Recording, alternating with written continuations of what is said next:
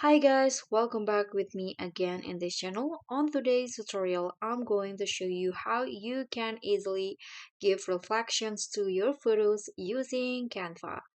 So here you can start by adding a photo into your design like this, and I'm going to put the photo in here, for example.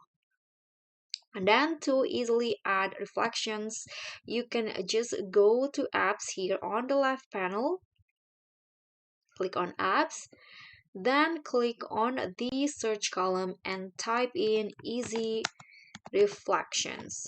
This one, tap on easy reflections and you'll find this app. So you can click on the app. So by using this app, you can add reflection easier than ever. You can add reflection to your design in just a few clicks, and you can elevate your product shots, add depth to your portraits, and enhance your creativity graphics with realistic reflection effects. So click on open. Here, the app will be open. You can just select an element in your design. So I'm going to select this. Then click on the create reflections option.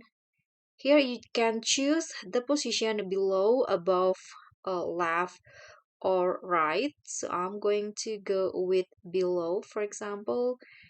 The shadow here, you can adjust the offset and also the opacity of this shadow. And if you're done with the settings, you can click on add to design.